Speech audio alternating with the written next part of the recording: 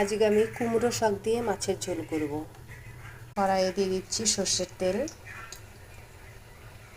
দিয়ে দিচ্ছি লবণ,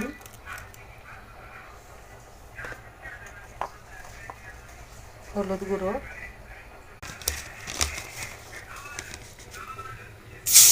মাছটা ভেজে নিচ্ছি।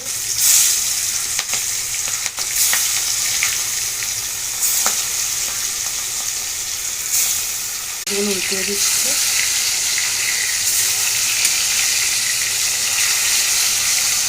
মাছ ভাজা হয়ে গেছে, মাছ ভাজাটা উঠিয়ে নেব আমি।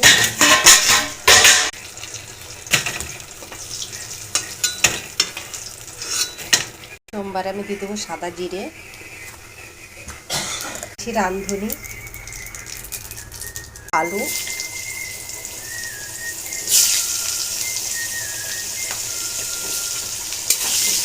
নেড়ে চেড়ে নেব। কুমড়ো শাকগুলো কত সুন্দর দেখতে, কত দারুণ লাগছে দেখতে, তাই না? আলুটা কষানো হয়ে গেছে। আলু, নতুন আলু, অনেক বেশি কষানোর দরকার নেই। এখন শাকটা দিয়ে দেবো। লঙ্কা চিড়ে রেখেছিলাম, সেটাও দিয়ে দেবো। হ্যাঁ, শাকের মধ্যে ঝালটা একটু ভালো লাগে খেতে, আপনারা চাইলে কমও দিতে পারেন। দেবো স্বাদ অনুসার লবণ,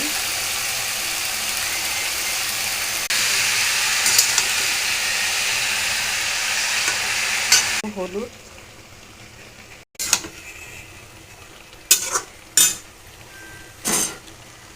এরপরে দিয়ে দিব জল।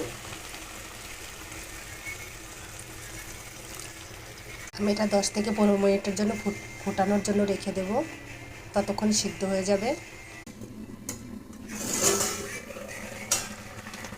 15 মিনিট পরে ফিরে এলাম। শাকটা কত ভালো গলে গেছে। আমি একটু ভালো করে নেড়ে নেব। নেড়ে নিয়েছি, শাকটা কত সুন্দর গলে গেছে। এক একে মাছগুলো দিয়ে দিব। 2-3 মিনিট রেখে দেব ফোটানোর জন্য। ভেজে একটু জিরে পাউডার, অন্য কোনো মশলার দরকার নেই। আমার মাছের ঝোল এখন রেডি।